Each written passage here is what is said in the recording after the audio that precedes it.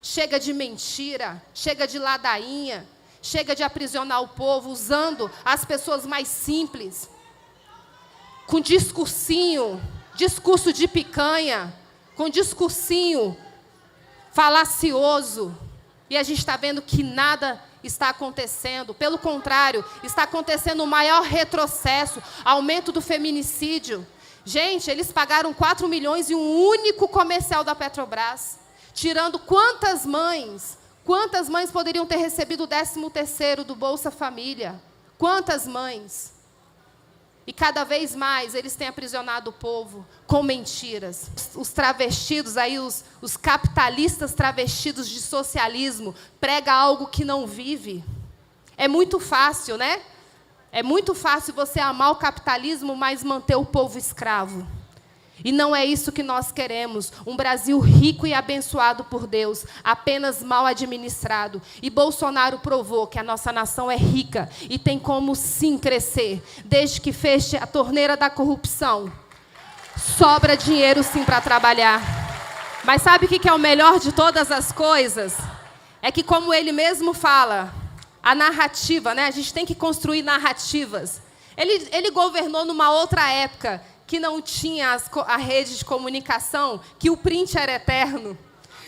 E se dissolve, porque ele fala uma coisa, 5 minutos depois já tem um vídeo ali para quebrar a narrativa dele. Está vergonhoso, está muito vergonhoso. Mas a verdade, ela vai sempre prevalecer. Não adianta. A verdade vai prevalecer, vai fluir, e essas mentiras vão se dissolver. Mas eu quero falar para vocês que o nosso presidente Jair Messias Bolsonaro fechou a torneira da corrupção e foi o primeiro presidente a deixar 54 bilhões no caixa. Foi o primeiro presidente da história a deixar o caixa no azul. Foi um homem que deu visibilidade. O homem que trabalhou pelas mulheres, que trabalhou pelas crianças.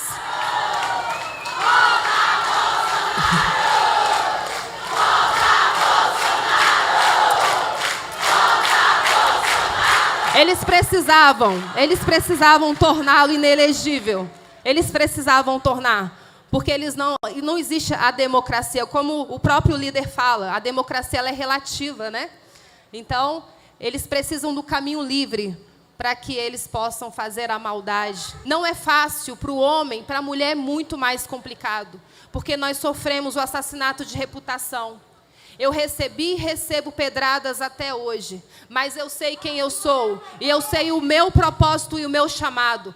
Junto com o meu marido, nós entendemos a nossa missão de trabalharmos para o nosso povo. E nós estaremos aqui firmes. Não adianta vir com mentiras, falar que nós levamos 261 móveis porque nós não levamos, que não acharam porque não estava perdido. Eu sempre falei que os móveis estavam no depósito número 5. Eu tenho todos os arquivos, todos os registros. Existe um servidor com seu CPF. Existe um CPF, uma pessoa responsável por esses móveis. Setor de patrimônio não é assim, você tira um móvel e fica por isso mesmo.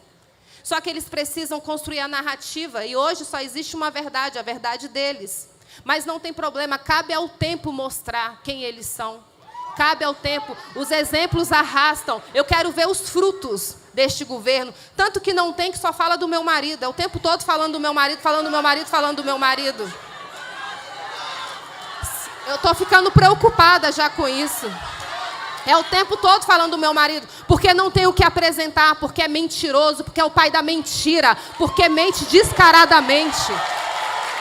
Mas não engana mais o povo acordou. Não adianta vir com estratégia, não adianta vir com narrativa, porque vão se afundar. Chegou o tempo da verdade prevalecer. E muito cuidado com os versículos que vocês trazem à existência, assim como o Flávio Dino colocou, homenageou a operação das joias com Lucas 12:2, querendo fazer chacota com a minha fé. Tudo que está em oculto será desvendado, com certeza. Quantas coisas estão sendo desvendadas? Porque está sendo gerado no mundo espiritual. Nos acusam de usar a fé, de falar o nome de Deus em vão. Sabe por que tem tanto medo de Deus? Porque a palavra do Senhor é viva e ela liberta. Tem medo de Deus, porque somente Deus, o Espírito Santo é que convence da mentira. O Espírito Santo convence. O Espírito Santo tem esse papel de convencer as pessoas, de abrir os olhos e os ouvidos espirituais. Não vai permanecer por muito tempo essa mentira descabida e deslavada. Viajando com irresponsabilidade com o nosso dinheiro, com o dinheiro do povo. Podendo ficar em embaixadas. As embaixadas são excelentes, meu povo. Você não precisa esbanjar o dinheiro, não. O dinheiro público, o dinheiro suado. Você pode investir. Quanta coisa, quanto trabalho, quanta coisa nós fizemos. E mesmo passando pelo pior momento, que foi a pandemia, mesmo tendo o reflexo da guerra, a situação de Brumadinho, a gente conseguiu trabalhar porque nós tínhamos homens e mulheres técnicas, gestores, que trabalharam com honestidade para que o nosso Brasil fosse um povo próspero. Eu tinha aversão à política. Eu falava, aquele lugar não é lugar para mim. Não queria nem votar. Vamos mudar a nossa mente. Tudo passa pelo Congresso, o botijão de gás, a educação, tudo. Nós precisamos entender sobre política, sim. Antes de sermos cristãos, nós somos cidadãos. E precisamos ter os nossos direitos respeitados. Quantos aqui nem sabia que tinha eleição para conselho tutelar? Quando a gente se posicionou, quando nós fizemos campanha, a história das eleições mudaram. A gente precisa cuidar do nosso bem mais precioso, que são os nossos filhos, a nossa família. Somos mães que geram, mães protetoras. Somos mulheres aguerridas e não podemos esquecer disso. Desde a história da humanidade, nós tivemos grandes mulheres. Débora foi uma grande líder. Esté, uma mulher de fé, corajosa. Tivemos Sara com perseverança, mas nós tivemos a melhor de todas, que foi Maria. Uma mulher que atendeu o seu chamado e não desistiu e gerou o nosso Salvador. Quantas mulheres vocês podem se espelhar? Quantas mulheres saiam da zona de conforto? Seria muito mais fácil estar dentro da minha casa, cuidando da minha linha, sim. Sim, eu poderia estar na minha casa, tranquilamente, mas eu sei que Deus me chamou para esse momento. Deus colocou um amor incrível no meu coração pela minha comunidade surda.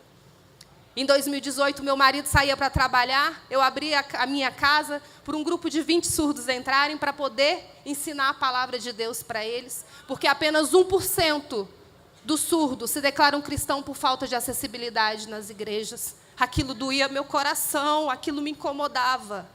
Eu falava, eu preciso fazer alguma coisa. Sabe o Siri na lata? Eu ficava igual Siri na lata. O que eu vou fazer? Eu preciso educar a igreja, eu preciso fazer alguma coisa de diferente. E foi quando nós criamos o Ministério Incluir na Igreja Batista Atitude, no Rio de Janeiro.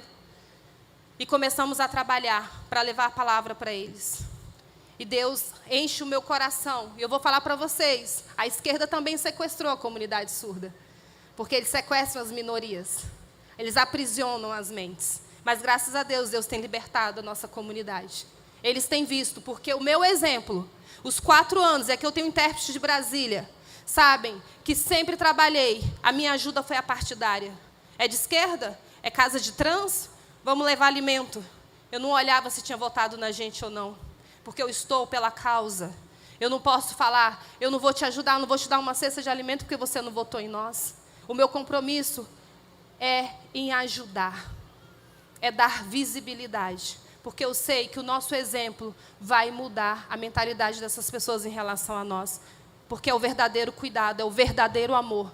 Não é esse amor que pregam, que ficam só no discurso.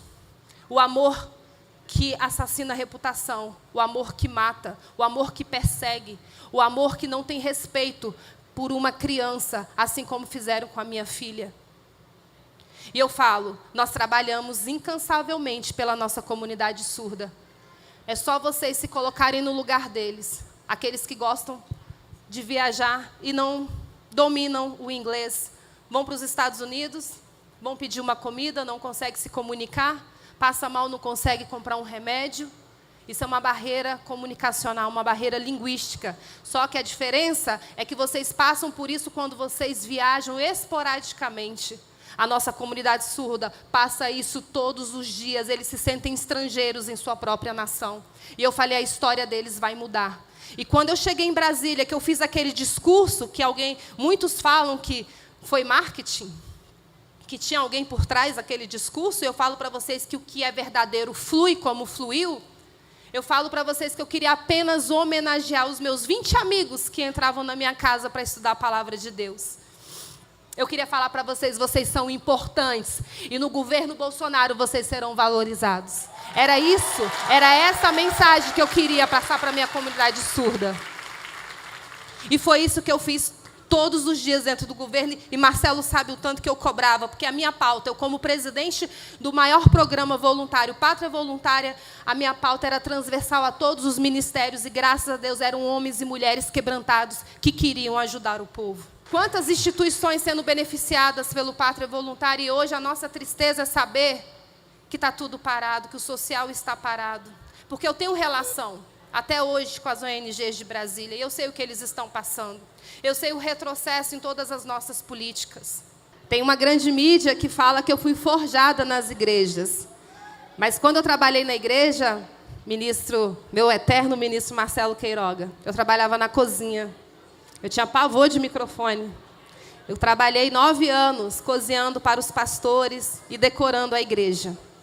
Fui forjada nos bastidores para poder trabalhar com ação social, para cuidar daqueles que eram invisíveis na sociedade. Esse foi o meu chamado. Esse foi o meu sim para Deus. Desde os meus 14 anos, quando eu iniciei o meu trabalho no voluntariado, que é algo que arde o meu coração. E no período que o meu marido, ele pensava em se candidatar, eu não acreditava nele. Não tinha dinheiro, não tinha tempo de televisão, e eu falei, se ganhar, não vai governar. E eu fui para o banheiro nesse dia, e eu fui orar a Deus. Só que eu recebo um vídeo no Instagram, e eu não tive coragem de abrir esse vídeo, porque era uma pessoa, assim como o Lériston Mateus. Só que ele estava muito machucado, já tinha perdido as mãozinhas, os pés também. E era um jovem, ele era maior de idade. Lériston, você está com 24? 26? 26 anos o Lériston Mateus, ele devia ter seus 19 anos, o Ronaldo, né? Hã? Ele tinha 21. O Ronaldo já tinha 21? Não, você tinha 21. E eu não tive coragem de abrir, porque como mãe eu não tive coragem. E aquilo me deu uma tristeza muito grande, porque eu não conhecia epidermólise bulhosa. E eu fui para o banheiro e falei, Senhor, se um dia o Senhor permitir eu estar numa posição de poder, eu usarei esse poder para poder ajudar as pessoas. E foi essa oração que eu fiz, e num dia memorável para as pessoas com epidermólise bulhosa, no dia que nós entregamos aquela caderneta para os raros no Ministério da Saúde, um evento lindo que o nosso eterno ministro proporcionou, eu fiz essa fala, para você ver como parte da grande mídia é má, maldosa. Quando eu saio do Ministério da Saúde, que eu chego no Palácio da Alvorada, tinha uma matéria, Michele Bolsonaro faz pacto com Deus para estar no poder. Que maldade, que tristeza. Mas graças a Deus, então, que foi com Deus, né? Que é o Deus da verdade e da justiça. E, meus amados, vocês já sabem da história, vencemos as eleições com muita dor, com muita renúncia, com muitas sequelas. Mas eu falei para Deus, o Senhor ouviu a minha oração, e agora eu preciso cuidar daqueles que são invisíveis. Cheguei em Brasília, fiz uma reunião com o comitê das pessoas com deficiência, instituí ali um comitê das pessoas com deficiência, e nós fizemos o primeiro protocolo de atendimento para as pessoas com epidermólise bulhosa. Demorou 11 meses, mais 3 meses voltou para a sociedade, para algumas alterações, e esse foi o nosso grande feito já no primeiro ano de mandato. Infelizmente, Ronaldo não pôde receber esse presente, ele faleceu, voou para os braços do Pai, mas, com certeza, muitos Ronaldos estão sendo beneficiados por esse trabalho, que nasceu por causa da vida dele.